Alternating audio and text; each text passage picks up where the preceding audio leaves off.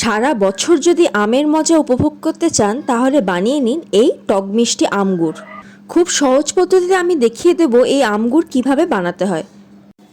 প্রথমে কাঁচা আমকে আমি যেভাবে কেটে নিয়েছি ওভাবে কেটে নিয়ে কিছুক্ষণ রোদেতে শুকনো করে নেবেন। তারপর কড়াইতে সর্ষের তেল দিয়ে সর্ষের তেল গরম হলে তাতে দিয়ে দেবেন অল্প পরিমাণে 5 ফোড়ন আর 2টো শুকনো লঙ্কা। এরপরেতে কাঁচা আমগুলো দিয়ে 5 থেকে 6 মিনিট মিডিয়াম ফ্লেমে একটুখানি নেড়ে নেব। আমগুলো যেহেতু টক একটুখানি ভালো পরিমাণে এতে নুন দিতে হবে। আমি প্রায় 1 কিলোর মতো ভেলিগুড় নিয়ে নিয়েছি। এই ভেলিগুড়টাকে ভালো করে ভেঙে গুঁড়ো করে এই আমের মধ্যে দিয়ে দিতে হবে।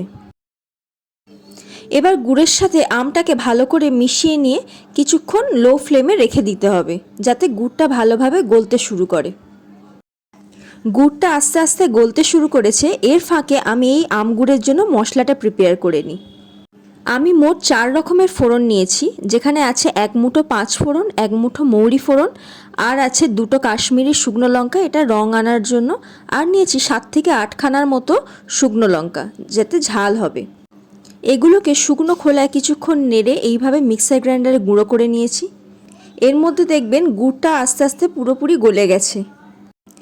এবার এটাকে মিডিয়াম ফ্লেমে রেখে আমরা ফুটিয়ে নেব যাতে গুড়টা অনেকাংশে কমে আসে। 7 থেকে 8 মিনিট পর দেখবেন গুড়ের কালারটা চেঞ্জ হয়ে গেছে এবং আগের থেকে অনেকটা পরিমাণে শুকনো হয়ে এসছে। এবার ওপর থেকে যে ভাজা মশলাটা প্রিপেয়ার করে রেখেছিলাম সেটা ছড়িয়ে নিয়ে ভালো করে মিশিয়ে নেব। এরকম একটু রসরসই রাখবেন, বেশি শুকাবেন না। একটু পর ঠান্ডা হয়ে গেলে অটোমেটিক শুকিয়ে যাবে। আমাদের আমগুড় রেডি।